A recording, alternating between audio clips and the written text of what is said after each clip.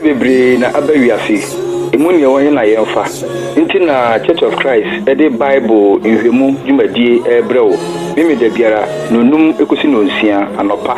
Ɛyɛ 5 to 6 am. Ɛwɔ Radio Universe 105.7. Bonye mo kwan nwafrɛ ɛwɔ dwumadie ne so. Na obehu no korɛ no na no korɛ no ama yɛ de hye. Church of Christ yɛgye Accra ama Nyankopɔn.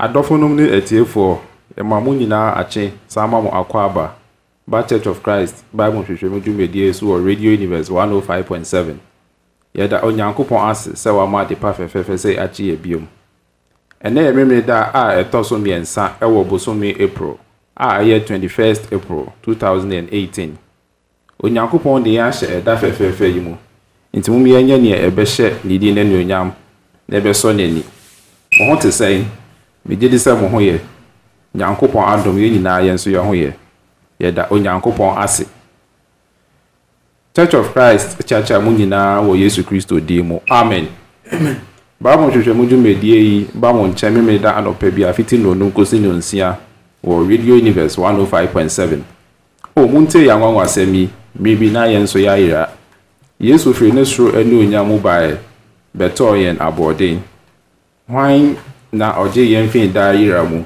hwan sen onyame ba wa asendua no so den na oyoye owu ma o owo hi afi gidi se owo so redeemai enti mo beka ye ho na yen mu nyina hwehwe Bible no mu na Bible ne nkyerɛkyerɛ yen na ebi hu no kra no na no kra no ama ya adehye ye gina Petro huma a edi kan ti 9 chichemu du ba akoso ne de Bible hwehwe mu dwumedie Ibreo ne hoka se obi ka asɛm a manon ka no se onyankopɔn nsɛm se obi suma manon som se efiri ahoden a onyankopɔn de mamu na wonam Yesu Kristo so ase onyankopɔn anyonyam ade nyina mu ono na anyonyam ne tumi wo ne dada amen amen aha Radio Universe 105.7 ya frame Kojo Entwiba mene Anthony Oten Edu Evangelist Openyi eniamo mpae Nyankopɔn tumfo anopai ema oso hye odin animunyam de na ase a eson na chen yonipa obia de hye wanimunyam anopai ene wa seda de ma wo no ene so wa hwe eso anopai wa sa ma won kwatran mu biu asabu asem pa ka dwumadiem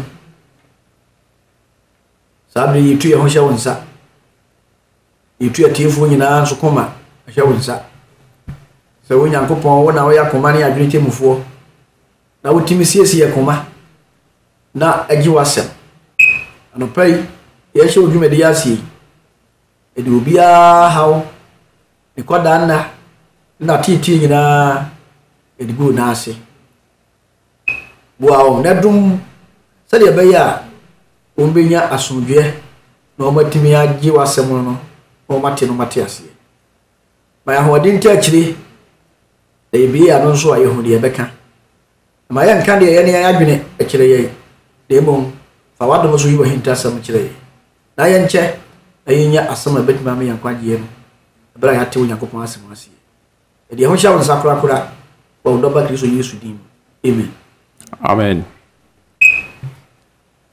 eda openyasi na ye twin etiefo adwen sisu se ye wo Facebook live de media nyina etwagu wo Facebook ti esre mo se ubekọ ho na makohwe na mo hwe wie nso so ama like na mo share na asem no duru wiase afa na nyina ama yehu Yesu Kristo no kre no na ye wie dwumadie nyina nso so a number obetimi afre afaso nie ebisa asem bi se bia owo fa dwumadie no ho nie 0248 705629 0248 705629 yes actually etiefo adwen sisu se your Radio Universe app o call Play Store your Radio Universe app ewo ho app ni din ye Radio Universe 105.7 Radio Universe 105.7 sana de bia ka no universe ni in na etwa to ne nka ho nti ko ha obohu Radio Universe apps mienu na edi kan no eno ena eye app na unya app na obetime etie se uni radio mpo wo ho a obetime etie de medie no nti yen share no sonso na wotwetwe mu no mo a mutie na wotwetwe mu no ye hwe Yohana di sem tinsia mo a mutie na ye hwe nso ano nyoma nso ane won nso ano ni mo no ye hwe yakosi de toso nsia no ti ene ebehwe ni e ka ho no penya ma kwaba enya penya pom te sei Nyankopon adaroma etiapo dan ankopa ase fa ene de no so to aso bae ene no sade Nyankopon adom nti na wotwetwa mu no ye hwe ade a frɛ no enso ano ewo adie kasam na ye hwe Yohana di sem no mu no ye hwe enso ano ahodo ensia na yanka ya gni mi yose enso ano no eye mystery of God. The seal, as mentioned in all the prophecies, indicate mystery. Something God has in mind for mankind but had not yet been revealed. By the moment a seal is removed, it means that the content of that mystery is to be fulfilled or to be made known to mankind. So ebra yebeka say yate ensuano no na ekere say sa ahinta sem no ni bradu a se Onyankopon de na di emma enipa ana na sonfo ehu. In Revelation chapter 6, no, you will so my own so attend so I don't know. Say the sea now. In bedroom chapter 7. Now, Revelation chapter 7 in there. Yeah, better. I near ma who you was I know just in Siano. So who said a bit poor 82. Na nipa dwane ka tese be potutu enu won so verse 16 Revelation chapter 6. They called to the mountains and the rocks, fall on us and hide us from the face of him who sits on the throne and from the wrath of the Lamb, for the great day of their wrath has come, and who can withstand it? Enti etie ko hunu se sanso ano no ase no ene ehunu ne ma bi ya me kire mu se e kire se Onyankopon abufuo adu adinti obedi dwuma asase so na Onyankopon ontwe atrenefo asomfra de moyefo esanti na esese odi dwuma bi na no na ye behu e wo Revelation chapter 7. And Revelation chapter 6, chapter 7, verse 1. Honey, you're back in Kai. Hannah Disem, Italian song, Ikichemu, Bako Ekon. We are reading from Revelation chapter 7, verse 1. After this, I saw 4 angels standing at the 4 corners of the earth, holding back the 4 winds of the earth to prevent any wind from blowing on the land or on the sea or on any tree. Then I saw another angel coming up from the east, saying, the seal of the living God, having the seal of the living God. He called out in a loud voice to the 4 angels who had been given power to harm the land and the sea. Do not harm the land or the sea or the trees until we put a seal on the foreheads of the servants of our God. Then I heard the number of those who were sealed, 144,000, from all the tribes of Israel. 3. Adisem ti enso imi baako no. Ye echi no mihu abafo banan a ogiregyina asase mfrato enano ano krukra asase mframa enanu mu. Na mframa ammo amfa asase ana epo ana dua biara so. Na mihu obafo foro a okura Nyankopon a ote ase no nso ano se efiri owia apie yereba. Na ordine kase atia mu kire abofo baanan a wama wo kwan se onha asase ene epo no se monha asase ana epo ana enua nkusi se yede aginaye besisi yen Nyankopon enko a momaso yimu miensa na wie no yimu enan no eye edi 70 enso na mete won a waso wano no dodo empim oha aduanan enan na waso wano Israel ma musuakro nyina mu Juda abusua mu nipa a waso wano si empim dumienu Ruben abusua mu empim dumienu Gad abusua mu empim dumienu Asa abusua mu empim dumienu na Fatali abusua mu empim dumienu Manase abusua mu empim dumienu Infensiwa. Sir, you die in Yako. Verse 1. Ebio. Now Johannes say, after this, I saw 4 angels standing at the 4 corners of the earth, holding back the 4 winds of the earth to prevent any wind from blowing on the land and on the sea or on any tree. The sun and I ever above we are or do we didn't know do original. Yahoo said, O Yanko Pomba Kiso Yesu. The near bay said Obako Atia. Enipa bia omo kutia Onyankopon asafo enti wa me yahunu na bufuo no se de sitie efiri 6 verse 12 uba eno na ama indications say Kristo ene na Onyankopon omo wofu omo bufuo asore na ansana obeteki action on earth as I say we did maybe answer that's all also who above 4 and 9 you had a decent mono and I hope I decent mono a juma bia when you go for a year above 4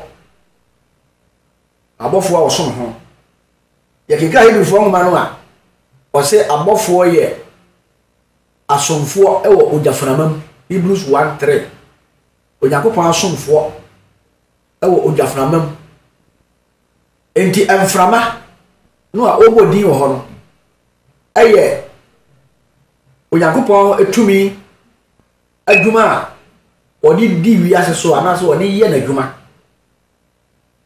ya ebra Onyankopon agi Israel afiri epokoko no mu wode mframa na ye adwuma eternity a yeba Pentecost dan was na Pentecost dan duru ye no na wo nyina hia faako na mpofiri mu a mframa mu ye den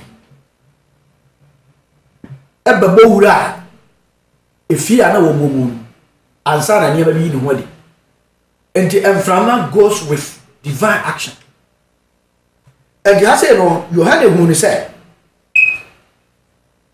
awurade di dwuma bi na di adwuma na wo bi die baba na bofo no aba na ansa na obeteki action biara na abeka enipa ana asase so ne boyefo ana sa abai Rome abai no a na ekutia onyankopon asafo no ene na kronkronfo asasa oso ne nkoa ano na enso ano wono a obodi wo ho ye behuru wo Ephesians chapter 4 verse 30 a seal for salvation. So onyankopon de ne nso ano no so wo ano wo ho a kire se wabɔ ho bai divine action bi a onyankopon discipline bi opa so di discipline de boyefo no we bi kan it a seal protection against divine discipline or action or punishment. A disaster will no body so no body wa ran ye and so no aye tie no bi which means moon ensian mu no na sa and so no we obofo foforo a so fi apem abeti aye action bi a omo ba e ba be ye na mo ma ye hu mo sa ye twe adwera kwa kire kakra chapter 6 no fi no mo ba otimi hu se eniama bi di Yesu Kristo chi so wuro yade ekon ene figures bi odi ma sa na ekire mu na ade ba ko ya interesting wo ho ne se eye eniama otufuo Nyankopon anase Kristo Yesu adi su nkunim dada wadi su nkunim ti no sa ne ma no edi na chi sani sa wo ba ya dwuma bi asase so de ya ye no ye hewase ti yo beka no na ye owuo Yesu Kristo wani so ya de o su tumi ekon was it no obi timi ne nko ade ai timiama Kristo Yesu awu no wadi su nkunim no eno na wapagya ede di na chi se me de kokon akotia de boyefo eti hu se sa de ma no bi ani wa eno a be fa ne pese acting there be but they are acting according to the command of the captain ye Yesu Kristo no a wo se wo te ponko so wokuta agyan no bow and arrow that time ancient times na kire warrior someone who is ready to go to war na niema na bi na chi no ode ba me nyina no eno de niema ono wadi su nkunimu a opese wo nipa woni no wate ho asem hwe de ma me ma di so no a ehye me mitumi ase eno de di ba kira de ba that before say na strike with these things I must first seal give protection to my servants because they are all on the earth. Tianona yehura. Okay. Sir, what the so no so it was na ohun obofo bi ofi apue. Na oba na be kan say mamo ha asase epo ana say enua. Enkosi say ye den so ano be so onyankopon ne nkoa ano. It is also ano we different from say o ye adisem.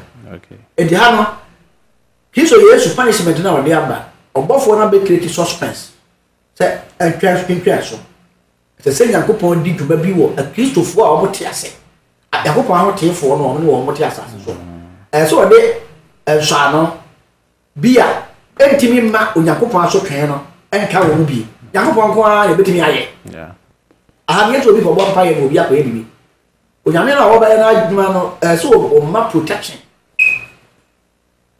etianona yehuno ha okay and was he called out in a loud voice to the four angels who had been given power to harm the land and the sea it was what kind of pen abofo na no a ye di tumi ama won say won tete asase sofo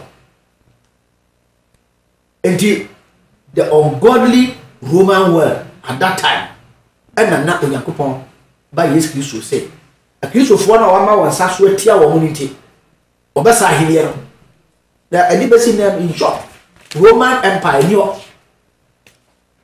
na kwa the first Roman Empire na end dey no spiritually obi ani but the book of Revelation and the church na so bi ewu so had this only way and I say, Atemuda, say the Jacob say, we are saying, what that's why we are confused. You will trace the meaning of the book. Ha. Okay, then I heard the number of those who were sealed. John, I say you. Was it number what tea, you know? A year. What is your show, man? Or tea? If I do that, you know, if I'm not going to was on the near him. And I heard and I saw as was near the temple. And you are saying, I heard the number of those who were sealed with the figure 144,000 from all the tribes of Israel. And who's that said? I better I pay 107. Not Israel. Away. To Israel, no, so again, this meaning. And what the way that your representation and the Yama Christians. Yankupa what if one or so above one on the soul, man. You had a cheese and Shanona or the Mayan or the man a nipa and or do a number a year 144,000. I was say from all the tribes of Israel. I can say free Israel was your plumina. Israel, you know, and the church. And then a year 44, 144, 12 times 12, 144, 12 a year organized religion of God. It did not when you go Israel was your plumina. Asomafo we say edumienu enti ebre mu baako Judas ewu ye no ani na ko fa yeda ne nyaduma na asese o bi obi ye den enti o say ye pa obi na so fuduma no ne soma duma no his bishopric must be taken over and given to another person to make the number 12. Eti oye no ana omo to omo sin tonto no mi Matthias and then share and them that you say number 12 no kira ye be kwani mo bozo be kika 12 gates 12 so it say no 12 no ana e be kire say eye Yakobon asafo no the people of God, that is the number. And we show Israel figuratively to represent the church. Kristo asafo. Sa you know share tribes na bobo boy ni na obo nse. Esan say enye literal Israel team. One major tribe was missing in this list. Dan, the tribe of Dan. It is a timida. He say yeah, tete Israel na mudum yenu no a. Obo nse anka Dan abusuya ababa. That's what bobo ni nyina 12,000 the completeness. What you say? Adie ni na no. Be ko wie pay the number 1,000. Sa na kire. It is why 12 times 1,000. A kire ni pamulu a awurade ahun so obeso ma no omo ye histo asomfo. Ye ni pahunu bia. I don't know, and yet counting 1, 2, 3, 4 up to that again. Opeso the church. So the faithful ones, yeah. Because we use Israel as the church. So all the faithful ones in one. Okay, on 1 chapter 3, how do say? Minimum. So once I tell my say. No, catch a picture for. The one more material that go 7 on the and what represent to one. And the enya who now from Israel. And you say, Hano, number 144, no? A year. They say Israel. 12 tribes of Israel. Times another 12. Apostles, so no woman church, instruction. And the people want you, woman, and the 12 times 12, as I 144 times the number of completeness, 1,000. 80 a number for the saints of God. That's all. So, I don't know, you had a T. You go down to verse 9. Verse 9 of the book of Revelation. After this, I looked, and there before me was a great multitude. Firstly, you are for the kind and say, I heard the number of those who were sealed to be 144,000. Now, John had been given opportunity to have a view, a scene of that. I have or say, what my hand quite so like I am chronomai. Revelation 7:9. Adisem T and Soimo and Chrono. Yenum Achino, Miwi, Nashe. Inipakuo kɛseɛ a obi ntumi enka wɔn a ofiri aman ɛne musuakuo ne enkrɔfoɔ ɛne kasa nyinaa mu no gyinagyina ahengua no ɛne aguama no anim hyehyɛ ntare fitaa no kurukura mmerɛ na ɔde ne kɛse tia mu sɛ nkwagye no ayɛ Nyankopɔn a ɔte ahengua no so ne n'aguama no dia yɛmfɛnsi hɔ na yɛnka aborɔfo no so na yɛntie na ɛno bɛboa yɛ ansa ne akyire. After this I looked. After what? After the number that I heard. I looked, and there before me was a great multitude that no one could count. Great multitude that no one could count to give a number to.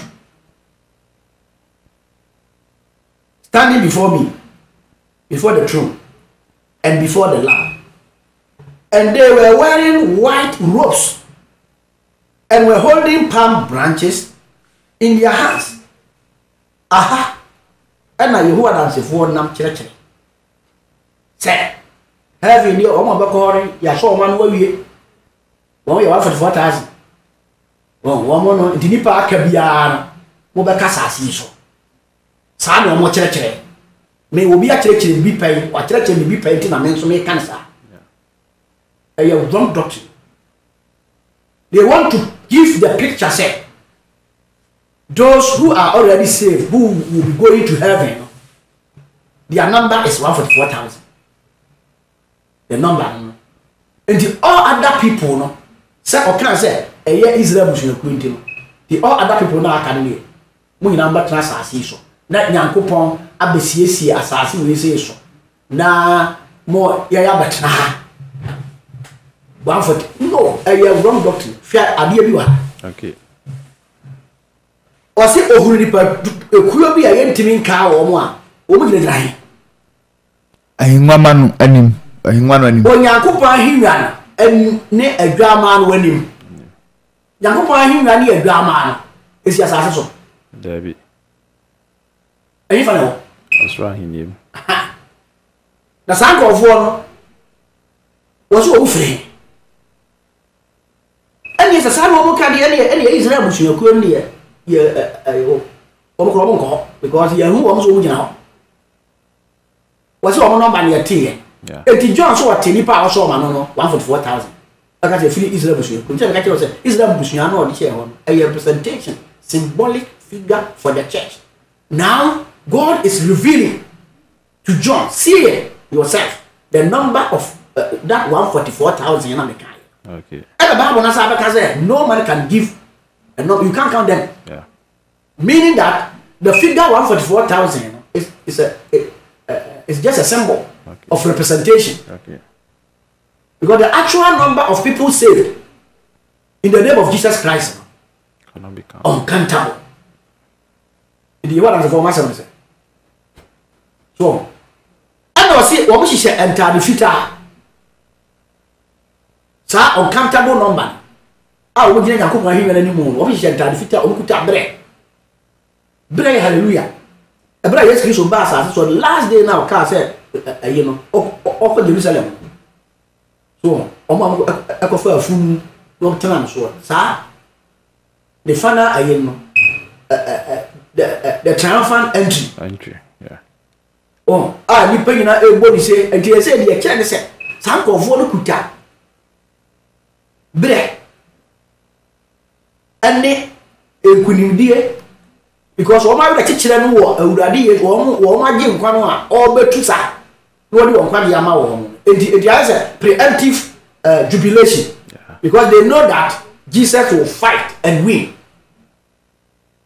Obeto wo mbo ja so here chapter 5 obo kan empire na zani pa no mbo obo ani mana ni mo wo se awurade ko ti da bai ana obeto we mo so here eno no a ode wira fitaa na ma wo ho adam kira wira no se o ka kira mo so o kira wo mo we na awurade ebre so a obai eno no a se sa na tie dia mi be yi bo empire na mate mi be yi no se sa me so me nko ano se de be ya de mi be ye bia ebi nka wo esotere ka fo na me yate ase se onyankopon wa mfra ese me ya bufuo ma dem mo se ya magye nkwa enti no say there is no condemnation for those who are in Christ Jesus o ja se so wa je wo nkwa so onu be chi it is so tufo awasempa no na se utia wanya nkwa it is a show no wato se dia ba na wato tobo awurade asem ne tie ne hia dem say wo yese wo be gira baabi na wo de wo bo eso akon atia onyankopon asafo a you cannot win sa edi adwensa kira ene hia edi we ya hotifo a o matie nyankopon asem amo mo afita di wo mo nti ana wo mo awurade betu sa esa wo ewo atiasefo asase so a Rome aban edi won so wo dwere ahotifo a ababie nim enyina bibia so Yakobon trase hwesa amasa ni man koso nti elesi ma ya telephone ne no se hu Yakobon sa akwa so nti komo a wa yere jese Yakobon ya mere se mere ne dura wa obedi ho gina sanity and you see they cried out in a loud voice verse 10 of chapter 7 Revelation. Salvation belongs to our God who sits on the throne and to the Lamb.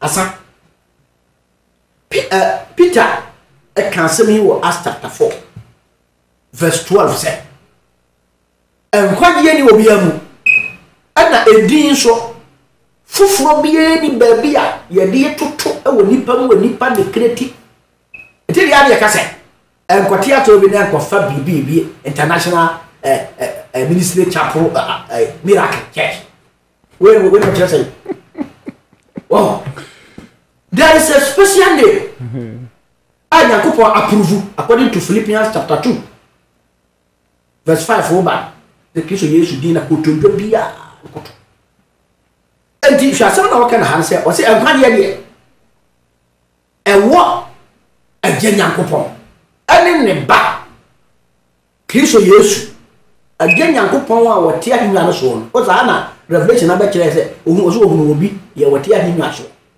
aha no enwoma no na se kire ni pakora wote ahimwa no so afei ahotifo ro dwom to no emu no and what kind of salvation belongs to our God who sits on the throne until the one who is what ahimwa no so na ya God that's all nya obia o se enkwade ye onyankopon de ote ahimwa no so no one ne ba Yesu Kristo wa mo di pawfo bi adi etu kreti dem fufuro bi e o kasa bi mu di manyankopon a woni wa kreti na wo yi Yesu Kristo firi mu na ase no so ye so a wo gba dia ahotifo yi kan wa di ye mu ne se salvation enkwade ni obi mu dan kwade ye nyese wo bi wo se ewo dia wote ahimwa no so ne ba Yesu Kristo kama watwa no obi a ya mo ni de no enkwade edini wo enti wo ya sa wo so be na fe odi eche na wo so wo hwe tro konkru no na wo hwe de tro konkru na ka se wono no ya de nkwa ese wa ye all the angels were standing around the throne and around the elders and the 4 living creatures was it Yohanes wo hu ne nipa kuyo no ene wo mo to we no afa wo sa hu se onyankopon abofo ni nyina twa onyankopon ahenwa no atiasefo enan no ene empani aduonu enan atiasefo nan cherubims onyankopon abofo a ene urade de wo nante Ezekiel chapter 1 ekire oso onyankopon onante wo cherubims so enti hwe structure na wo Almighty God in his throne, the Son Jesus Christ as a savior. And wo na nkofo a oni wo apam bedu be obeka apam we nye mo apam dada Kristo Yesu mu apam a wo mas pam wo mo wasiesie wo mo and wo mo to jubilating song ahead of the war, the strike that God was going to give. The people were singing praise because they were happy. That's a conformity a coconny a san marania. Who is a chance? As I saw him free cray, you cry as your own SBA, grumping for a bar. Oh, I want to say, I feel a grumping for a to be a pagan. The what? And for hearing Munyam, na name. That training a tumpine, nation, yet the neighbor, or to turn among the crack. When Yankupon, the savior, the warrior, what can I put out there to fight against all ungodliness on earth at the time of the Roman world? I don't know if you had it. It was only a go for you. Now, I say, verse 11 of chapter 7. And the angels were standing around the throne and around the elders and the 4 living creatures. They fell down on their faces before the throne and worshiped God, saying, na abafo no nyina atwa ahengua no ne mpenifo no ne atiasefo bana no ho ahia na wode won anim butubutu fam ahengua no anim na okoto nyahopon kan se amen enhira ane anunyam ane nyansa ne aseda ne nidie ne tumi ne ahoɔden ye nyahopon edia da amen. Amen. What about handsome no kan? So nipa wonyi nyame ni bia po ba bi tena. So wonyi Kristo eni dia po ba bi tena e fa nkwaje am. Hwa o se amen. What the adikai e dan me kire wa chapter 3 verse 14 say amen. E yes Kristo di. And the Bible ni Yohana di semu ha. Efra bontin a eye asomfoforo bi ho asem. Eye Jesus and his church. Preparing the saints for spiritual warfare. Eno na ehuna di o se ayeye no a na ahotifo no a Yohana hu won dodo no a onkantabo eye no. De no omo tro no se ayeye ene animunyam nyansa aseda ene ntontram tumi ni ahoden eye nyankopɔ dia na be enye dia da. Now then one of the elders asked me, but before you na no ba ko ebusa me Yohane say, these in white robes, who are they? The word and ni bi enti ayi na onhwe no kore ni woni yake no nya atranche ya tsaw ta ko kasa nkontompo semo ya nko ha open kwa dia check or say then one of the elders asked me, these in white robes, who are they? Gatwi ni mama imu dumiensa no adisem ti enso no na mpenifo no ba ko bisa me se yenum a ohihye ntade ayu fitai ye hwanom na ofrehi jai nyankopon pese nyankopon pese obi betwa tro ahye di nokora na we bisa da ni obi beka san foforo ntino wa ma empanifo aduonu na no a wo mo heaven ho no a asem kro no a esi ho sa asem no ani mo ho no a na nipa firi ho no ba kire nipa no a wo so wo hye ntade ayu fita adana obofo no kan pere kon oka obusa Yohana asem Yohana ya fe ne dia de e kire mo wono afa na wo hwe no waka na yanso ya tibie ene ye ko bisa se we mu a o yi ntare fitaa yi o mu fifire Yohana be no ho e did na Yohana kan and I answered say you know Yohana mo ya know so wura wona be hu me me dia afa kra na me hwe bibi se yi se wo so why right and he said these are they who have come out of the great tribulation they have come out that yes bibi esti awa sase so ejo o matimi yakura o mugidie and o mafam wafiri aba we de nipa bia na ekire enya ofo abofo na eka oso mpanini emu si panifo aduonu na anu ba ko and na ekire Yohana se sa ko ofo we na hu o sa na ye hwe o munchi sa di o mu fire na you say yepe yeah was all the people who want they came okay they are these are they who have come out of the great tribulation. They have washed their robes and made them white in the blood of the Lamb.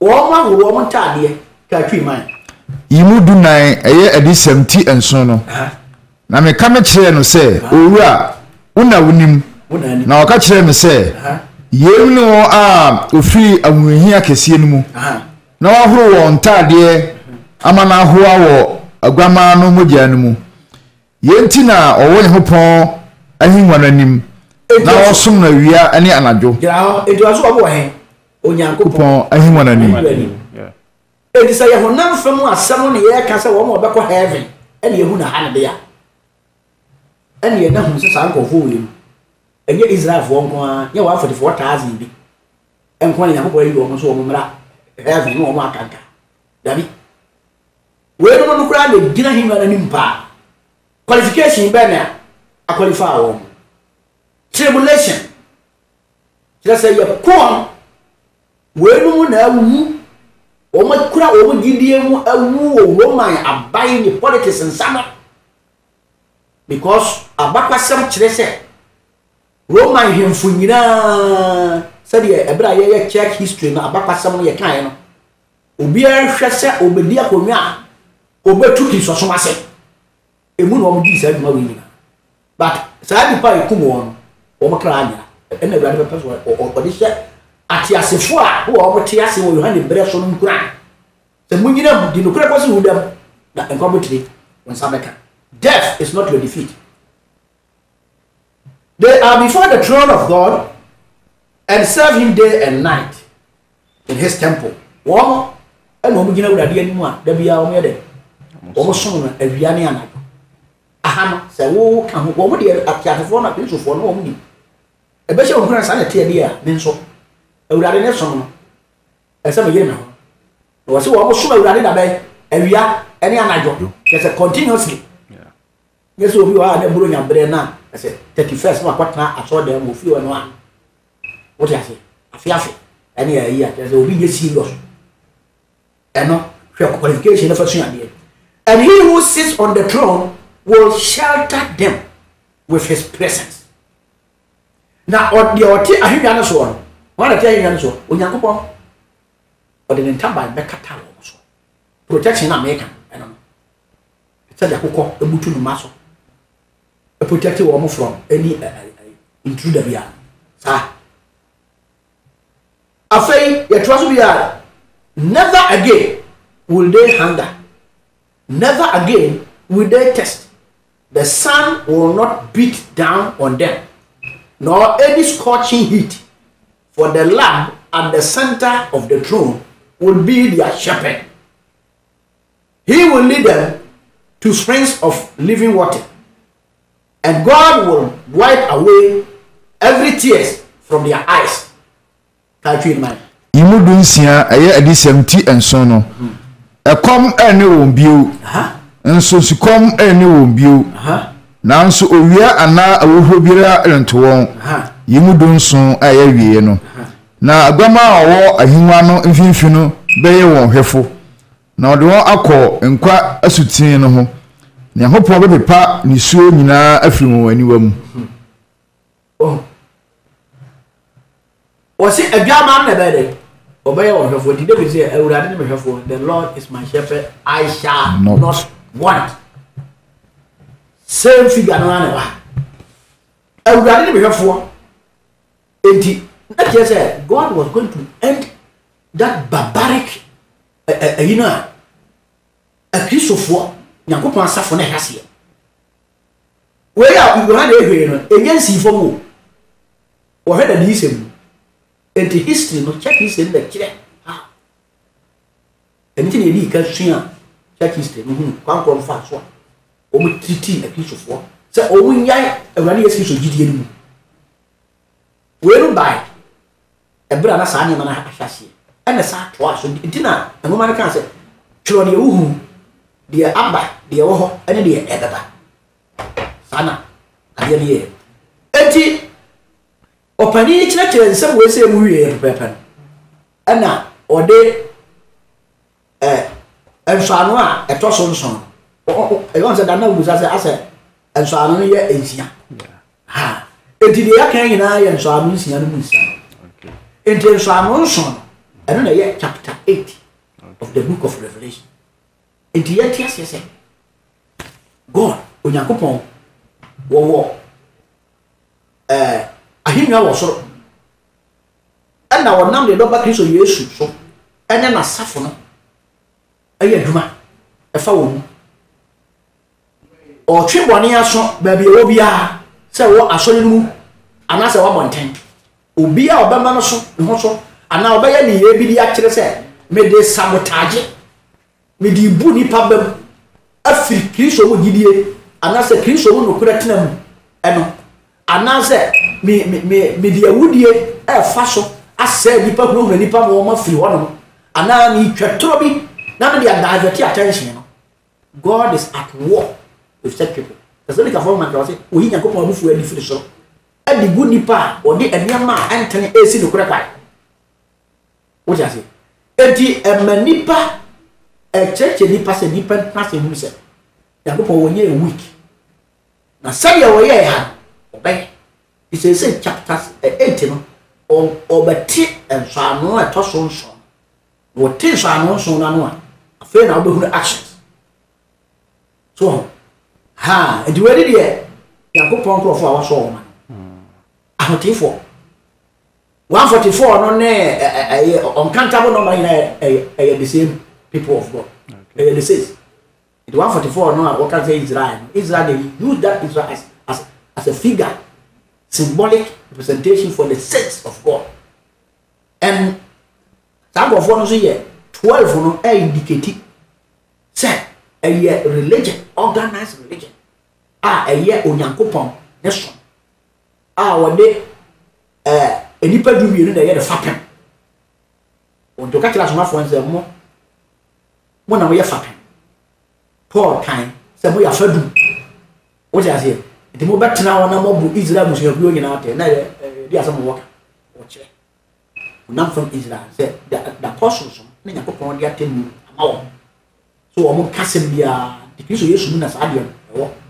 enti sa Nyankopɔn ne nkrofo ahombo a o ma ye na omo ye betu hunhun fam sa Nyankopɔn tu hunhun sa wole na hotefo e na etu sa Yesu Kristo na di ani mu a wo ye de be so japani Fred Masha wole na abofo nsa abofo nyina ye set obi a take position aha ne ha de ha and by his command no then action follows the chapter 8 ni nyina ye ba be hunu se de hunhun fam missiles na esi koye okay ya mepa next week ye be hunu ho.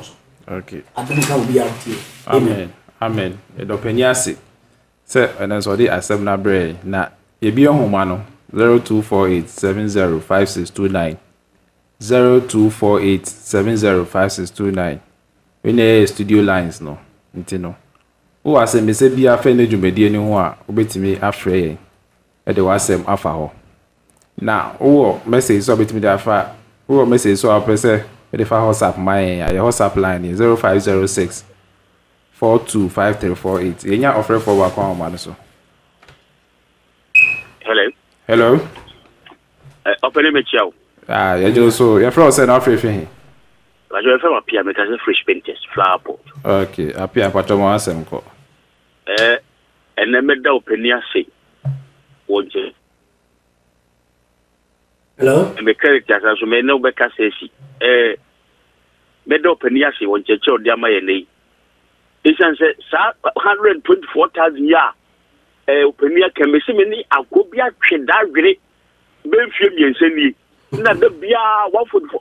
O kaya wo so wudua se heavy bi na wo pa kwa pa bi di na nipa o be ko de aso anu ene me se me hu adwiri me se nipa se kroma enchechire bo ni para go fu bi di enam wo krom ha ejo pa ni be damase se enchechire mo di akomu ya bi pa na entum nkom na da bia o bi mo adwiri na momfa enchechire da bia emre be damase. Amen. They are deceived to deceive. Enipa bi wa ya dada omo no omo so dada nkofo na so omo waso a omo tie de twesem no ka da penyasi ti yego so twan afrefo na mani 0248705629 0248705629 the WhatsApp line is here 0506425348 0506425348 yeguso twa afrefo na opanyi yeguso twa omo no no so won say me sami you no bi addition na oni esian okay na mami bisa de to sumi no na mo wo prime one okay makai nipa 144,000 no o me yati ase say Israel busu akwo Bible na cancer. Ai. Una Bible no so na kan say za enti okay. Enya frefo. Okay. Enti me yet say the tribe of Dan na nka ho. Ti say tribe of Dan na nka ho e say edu baako. Enti say edu enti ba ne say na enya 144,000 12 times 12 enya 144 na 1000 so ka say advance obo empim du mienu we empim du mienu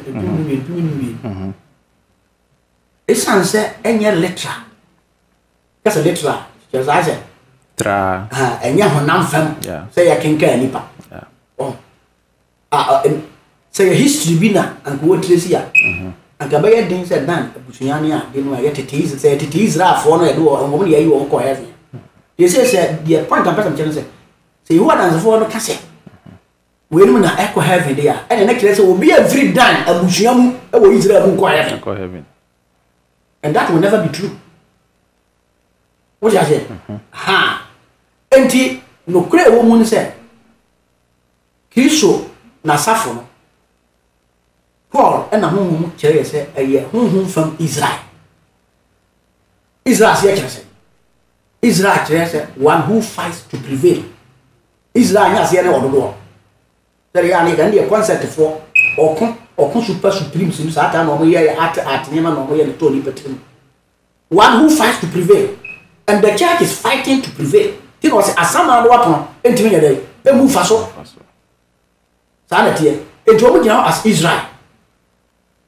Enti or they represent the people of God. That's all. Okay. Yeah, that's it. You go so try and for 0248705629. You go so try and for 0248705629. Yen your free for no. I'm from myself decide to sum you no so. Emma. You see numbers be. You started book of Revelation. You hand D7. You see numbers be. O catch say and so say be ade wie pay yo. O catch say 9 a number for Iwiase. 4 corners of the world. And they want me who 12 will say organized religion. Thousands also watch us here. Person my son be say who your Christo ni our person usunya Yohane this and as a Bible no ti ase yie enya mu aba na sa numbers yi enfa na obetimi esua wo salim de obunya we yenya ofre for baako. Hello. Yeah. Good morning. Good morning. Pacho, your friend said not fair. Pacho, your friend would take me for a few days. Okay, come Pacho 17 me Pacho, me perceive me who Bible baby potia, a fixed potia, say 144,000 a cow revelation, woman echo heaven. It is called my family who Yamu say was 144,000, but a bit so church say 144,000 echo heaven. Any baby, Bema, any baby, and how I hear Kayan or Muti Musa. Omugwa. Any power or more call heaven. And yet, the ground wants some walk out. Any power or more a fat or tie you more yet poor. Or my cry. And I know where you are. And you're more call heaven. Yes, I'm a chosen walking. And generally, Omugwa down. So, one of the Bible, no can be as 144,000. We only are throwing a rule a few say, I didn't 666 be bad at Nasa, so no be too sour. No. What do you quite my do? Did you hear? Oh, what? Yeah, that's it. Until you go so trying for. You go so trying. Hello? Okay. You go so trying for. Opinion, as a misunderstood to me, no. So, but you be young, no, mammy. You go so trying. You be, you're for Baco. Aha. Hello, Papa. Hello. Hello. Hello, Papa. No, no, no. Amen. Patrol, your friend said, not fishing. Edino. Okay, Sammy. Patrol, I am go. Papa, there was in a winter train. The Daddy Pan, who can, Jesus Christ, of our home. Wow. Intina, of course, so. That's a for how Munaze. They are who go Vidina, who are the Kosu. And this Nyokan know Viva. The Brio I am Kosu. This will be our money. What for how be more? What plan Yanu Kwansu? What my Kosu? In a minute, where there was a Baba. Yo, Jiramus. Yeah, that's it, Sammy. Okay, you go so train. Set mobile phone 0248705629. 0248705629. They go so train after 4. Topeni say we are number na work. Me say infa na be sua efi we hu wen. Sa number apia babu. Pacho, enya offer for baako. Nti yemfa no. Hello. Good morning. Good morning. Pacho, your friend say na afi here. Your friend Republic Asefi Bawe. Ebo Pacho mo no so kakra. Why? Ndede me and pe ko baby kakra nti ama na escape ade kakra mi Pacho 144 no. Na 144 no kakra na escape kakra. This ali pano then no the then ade on beye e was the president what heavy ho. It because and then I'm put to your granny say some for di Yesu bebu aten sana church bi akwakopa the pacho san 144 no sa no then no beye was heavy ho e was that bi atemu that no beye heavy because my sana ma say no Yesu bebu akọ no bebu offense aten no you pacho church mo aka na iti asaka dem slam why okay yeah 144,000 obodi ho ade say sin ne wo nyina ne enye se de Yakobon obesi ase wi ase and watch no revelation dabi na mom eye Roman wi ase nyina breso ahini ane kuta wo mo ane ayi osai a opeso de mesai Yakobon ahotefo akristofo asem we esi bra Yohane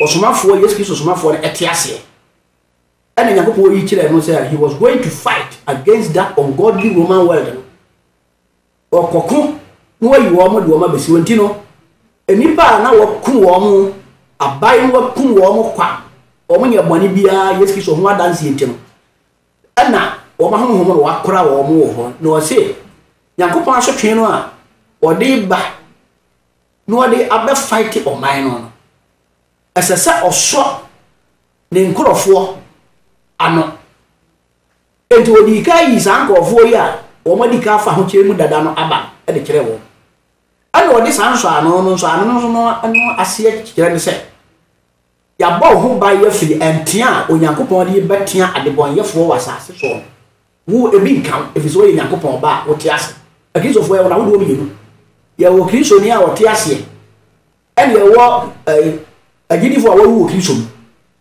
wo mu nyina ye nyankopɔn nkrofo enti wo no na saa number no represent enti na no akire no o saa kan sɛ number no de mete na akire mi hwɛ na mi huni enti ono a di na ni ya gani no ene wo se obi ntimi nka wo yes na wo de wonya botre ye bedro chapter 14 no o be kan ye sesu dua se sankofo wo mu firi Israel na wo mu fifiri kasahodo aman ni ye nyina mu a Israelfo no asesa kan ho wo de ye nya botre no chapter 14 ye be kire sanse mu yi okay the same has any there eye onyankopon ne na ho teefo ane awurade Kristo Yesu hu sa o betu atia asase so ahemfo adwumadi a wo ma won sa so nam Rome ahenie so Rome ahenie bon sam ne kwa ya kire so wo de be sai Kristosom ana Kristo nso beta na safo na ki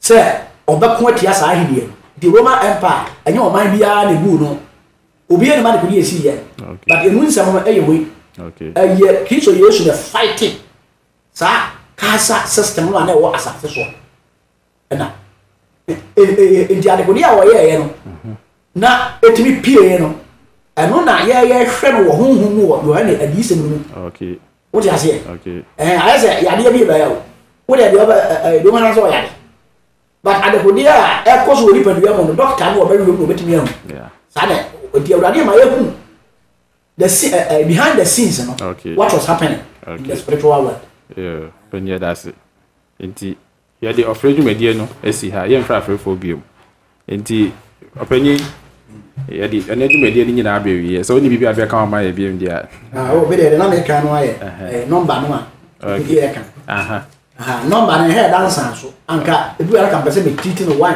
bia one gina say well but enye sa no ma ye no okay aye tete nimdie a free apamda da mu ho no nyankopon asem wo mu nusu sa enema adifo na kasa enti adifo bia be kan na wa he no so okay o sa niam bobo di enframa asase wo so ani we ni na a prophetic message west a divine message ya eno na obi wo no ana obofo no kasa sa akyerase o se we ye bai obuza se we mu fre okay so obofo na nkiri mu adwon wo so ntimi trasa ase we so se wo be kiri okay sana ida di ye list that's it ya de ene dwumedie ne so ebesi ha na Bible hwehwɛ mu dwumedie Sanro Church of Christ ai wo kwa Mrenkoma circle na edi dwumedie nyina abrɛ yɛn omo na wafa dwumedie nyina ho ka na wo hwehwɛ echi akwan ya obehu yɛn wo kwa Mrenkoma circle ufi Vodafone dan na obɛkan adan baako enum de toso num no ɛyɛ Sanro Church of Christ so ufi Tesano anase police depot so na eba obeka chetrotro ne se obesi wo asori dan ho na odru ho aye besiw yesiw so abehu asori dan ne se ewo ho ona we church medie nyina ho kasa na medi kan ye no na ompotemu wo no o hwehwe Church of Christ e twa kwan na onhu a uban Sanro Church of Christ a ye be kyerɛw bebi a Church of Christ o mpotemu no wo ubeshia yen biom na wotwe se ne fiti no num kosi no nsia Radio Universe 105.7 Church of Christ ma mu nyina achibio sama mu nyina monitie onyankopon enhra mo onhwe mo so onyankopon nti nanim enche mo na onsa mo yare wa nyinara na onno mo onyankopon mo ho ban na onfa mo nko fa mo mbra asundwe mo Yesu Kristo di mo amen if you hands so obetumi afre opanyi Antonio Tin Edu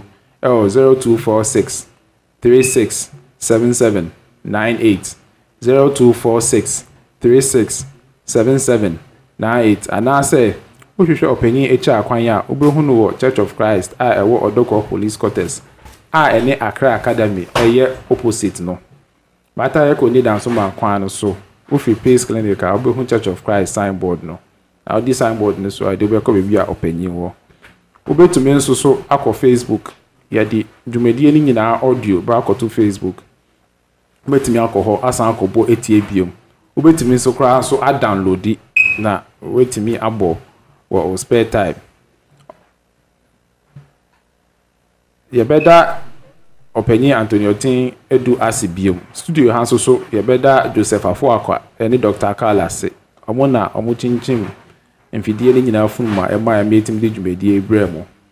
Yɛda atiefo nyinaa so ase sɛ mo yɛ aso tie yɛn ɛma Onyankopɔn asɛm. Yɛfrɛ me Kojo Entwiba, me na me de dwumadie nyinaa ho kyia me. Yɛbɛhyia mo biom na wɔtwe sɛ nnɛ ɛwɔ Yesu Kristo din mu. Amen.